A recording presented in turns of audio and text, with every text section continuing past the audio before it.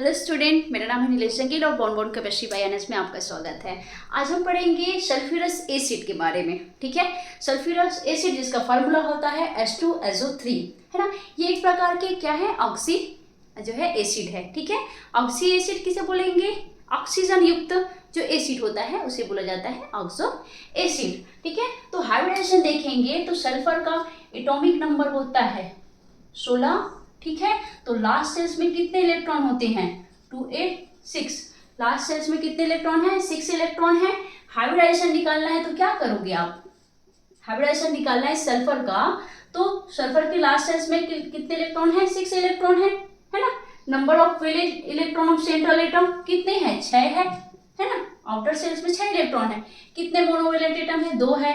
तो क्या दो क्या हो जाएगा? 8/2, 2 एकम 2, 2 चौके 8। हाइब्रिडेशन का नंबर आया 4, मतलब कि आप समझ गए, डायरेक्ट 4 आया, मतलब कि आपका sp3 है।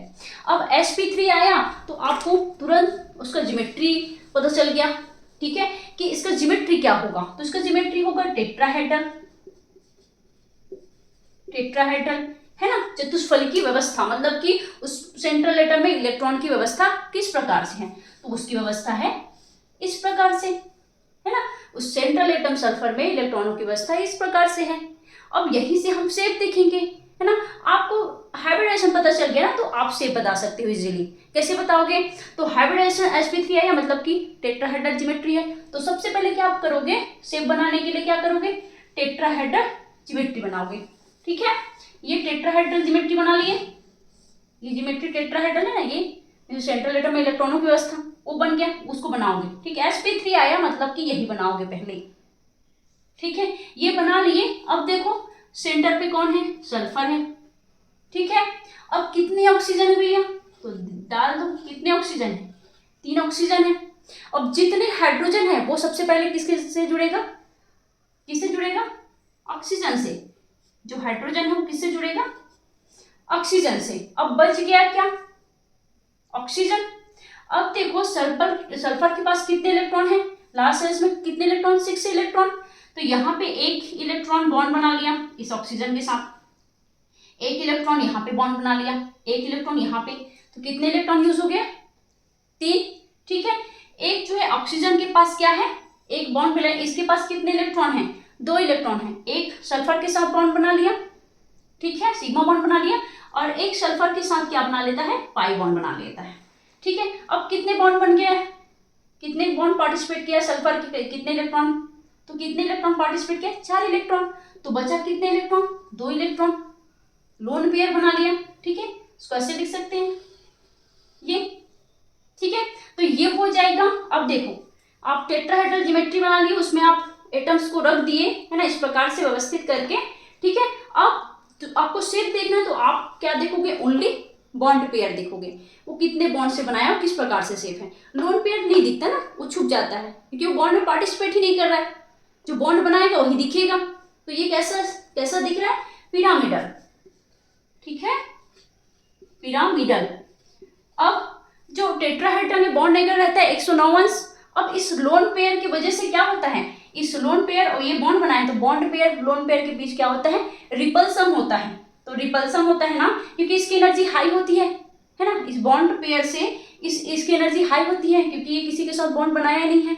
ठीक है, तो ये क्या करेगा? ये लोन पेयर इस बॉन्ड पेयर में रिपल्सन करेगा, है ना, रिपल्सन होगा दोनों के बीच में, है ना, इन दोनों के बीच ऐसे ऐसे। ठीक है, तो ये जो बॉन्ड एंगल है वो जो 109 अंश से घटकर कितना हो जाता है?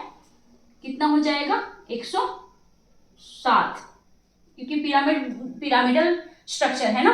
अब देखो यहां से आप ऑक्सीडेशन नंबर भी काउंट कर सकते हो। कैसे काउंट कर सकते हो?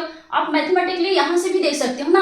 क्या है आपका? हाइड्रोजन का होता है +1 होता है, ठीक है, ऑक्सीजन का होता है -2, है ना। अब सल्फर का निकालना है, तो सल्फर को क्या करोगे? सेंट्रल एटम मान लोगे, है ना। तो 2 + 1, अब क्या हो जाएगा? +x, और ये हो जाएगा सल्फर में कितने प्लस कितने हैं? 3 ऑक्सीजन है, उसका वैलेंसी कितनी है? 2। ठीक है, अब क्या हो जाएगा? 2 + x - 6 = 0। तो क्या हो जाएगा? इस 6 में से 2 घटा तो क्या हो जाएगा? x माइनस क्यों लगा? क्योंकि बड़ी संख्या होती है उसका साइन लगता है। ठीक है 0, तो x बराबर +4 आया। अब ये एकदम लॉन्ग प्रोसेस लग रहा है, ठीक है, यहाँ से आप निकाल रहे हो लॉन्ग लग रहा है, आप क्या करोगे यहीं से निकाल दो। इसका होता है -2, ये -2, ये -2, इसका होता है +1, इसका होता है +1। अब 2 2 4 2 6, अब 6 में से 2 घटा दो, कितने बचेगा, कितना बचेगा, 2 में से 6 घटा दो 4 बचेगा। अब इस सल्फर को क्या मान लिए, x मान लिए, तो x माइनस कितना बचा 4 बटा, तो x बराबर क्या है +4, यहीं से निकल गया, इतना बनाने की जरूरत नहीं, यहीं से घटा दो। 2 2 4 2 6, 6 में से 2 हाइड्रोजन जुड़ा तो उसका +1 होता है, तो 2 +1 है, तो आपका 6 में से 2 घटा दो, कितना बचा -4, -4 उधर जाएगा तो क्या हो जाएगा +4 होगा, तो ऑक्सीडेशन स्टेट हो गया +4, बॉन्ड हो जाएगा कोवेलेंट, ठीक है। अब कितने सिग्मा कितने पाई बॉन्ड, तो कितने सिग्मा कितने पाई बॉन्ड है, 1 2 3, 3 आपका सिग्मा बॉन्ड है और 1 पाई बॉन्ड और 1 लोन पेयर, ठीक है। स्टेट हो जाएगा कलरलेस लिक्विड, ठीक है, कलरलेस लिक्विड हो जाएगा। एक चीज और बता देती हूँ इसमें calculate, how to calculate D pi P pi bond, कैसे कैलकुलेट करते हैं, ठीक है। देखिए यहाँ पे क्या हो रहा है, ये सल्फर का क्या है, जो है इलेक्ट्रॉनिक कॉन्फ़िगरेशन है, जिसके लास्ट में कितने इलेक्ट्रॉन है, 6 इलेक्ट्रॉन है, 3s में 2 और p में आपका 4 इलेक्ट्रॉन है। एक्साइटेड स्टेट में जाएगा ना, तो एक्साइटेड स्टेट में जाएगा तो एक इलेक्ट्रॉन क्या हो जाएगा, है ना, जंप करेगा, इसके पास रिक्त डी कक्षक है तो ये डी कक्षक पे क्या करेगा, जंप करेगा, ठीक है। फिर जो ऑक्सीजन है, अब ये जंप कर लिया, इसके पास कितने कक्षक खाली हो गए, 1 2 3 4, है ना, हमारे पास कितने ऑक्सीजन है, 3 ऑक्सीजन है, तो 3 ऑक्सीजन के साथ क्या बना लेगा, सिग्मा बॉन्ड बना लेगा। इस प्रकार ये इस ऑक्सीजन के पास भी कितने इलेक्ट्रॉन है, इस ऑक्सीजन का जो है इलेक्ट्रॉनिक कॉन्फ़िगरेशन इस प्रकार से होता है, इसमें कितने इलेक्ट्रॉन है, 2s में पूरा भरा हुआ है और 2p में आपका 4 इलेक्ट्रॉन है। तो ये जो आपका एक जो इलेक्ट्रॉन है वो इस सल्फर के एक इलेक्ट्रॉन के साथ ऑक्यूपाइड होगा और क्या बना लेगा, एक सिग्मा बॉन्ड बना लेगा इसके साथ, ठीक है। उसी प्रकार यहाँ का जो ऑक्सीजन है वो इसके साथ बना लेगा, ये वाला, ठीक है। उसके बाद जो ये वाला ऑक्सीजन है वो इसके साथ बना लेगा इस सल्फर के एक p कक्षक से। अब ये बना लिया, अब जो ये ऑक्सीजन है ये हाइड्रोजन के साथ बॉन्ड बनाया यहाँ पे इस प्रकार से, ठीक है। अब ये जो ऑक्सीजन है हाइड्रोजन है वो इसके साथ बना लिया, ठीक है, यहाँ तक समझ में आया। अब जो ये इलेक्ट्रॉन है ऑक्सीजन का, ये तो आपको पूरा पूरा बना लिया, ये इसके साथ बना लिया, ये इसके साथ बना लिया। अब बचा सल्फर के पास एक इलेक्ट्रॉन डी कक्षक में, अब इस ऑक्सीजन के पास भी अब एक इलेक्ट्रॉन बचा है, तो ये क्या करेगा, पार्शली जो है क्या बनाएगा, पाई बॉन्ड बनाएगा, क्लियर।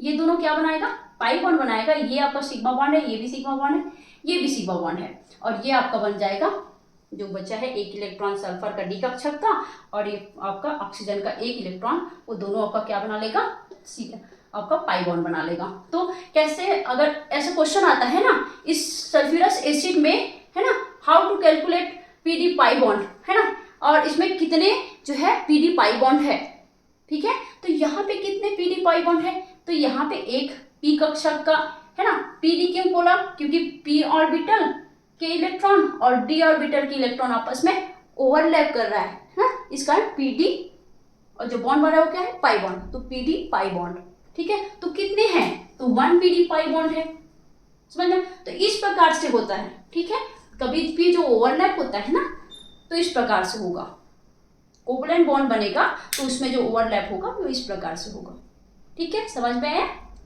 Thank you. और अगर आपको कोई भी डाउट्स है तो प्लीज कमेंट बॉक्स में कमेंट कीजिएगा, ठीक है, थैंक यू।